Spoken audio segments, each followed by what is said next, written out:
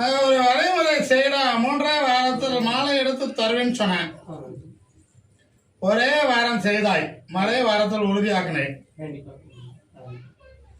அதே போல இந்த திருவிழத்தை முன்னாடி நின்று கருப்சாமி நடத்தி தரணும்னு சொன்னேன். சிறப்பாக நடத்தி கொடுத்தேன். அதுல எந்த சிந்தனையும் செயலும் இல்லாத என் அருளால் நீண்ட ஆயுள் தீர்க்க சுமங்கலியாக வாழ்வார்கள். சரியா? எந்த சிதையும் இல்லாம பொருளாதாரத்தை உயர்த்தி தாரேன், மாற்றத்தை ஏற்படுத்தி கொடுக்கிறேன். சரியா? என் அருளால் ஒரு வரமும் தருகிறேன். புரியுதா? தொண்ணூறு நாளையில் சரளமாகும், ஆண் குழந்தை பிறக்கும், வெற்றி ஆகும், கவலைப்பட வேண்டாம். வேற என்ன கேட்கிறேன்?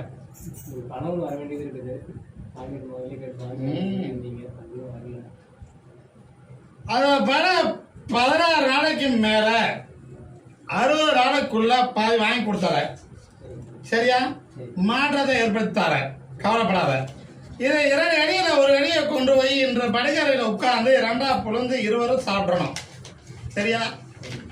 இன்னொரு அடியை பூஜையில வைத்து என்னை நினைத்து கும்பிடணும், வெற்றி ஆகும். எனக்கு என்ன செய்யறேன்?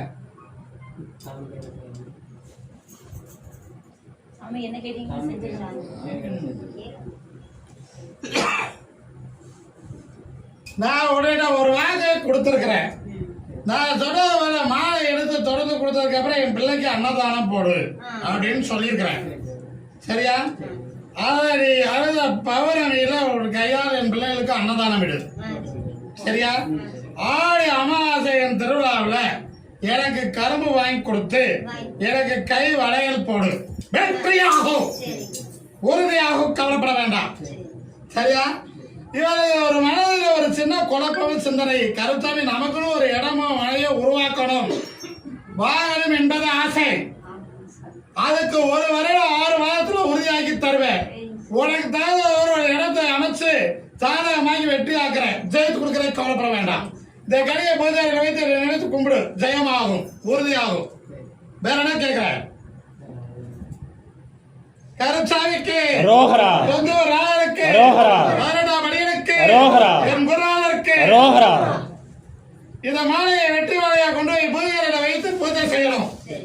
சரியாக காய்ந்ததுக்கு அப்புறம் பட்டாளை எடுத்து அதில் அந்த மாலையை வைத்து தீபம் தூவம் காட்டி கும்பிடு. உன் பொருளாதாரம் உயரும், செல்வாக்கா இருக்கும். மாதம் ஒரு முறை நீ வந்து பார்த்துட்டு போ, வெற்றி ஆகும்.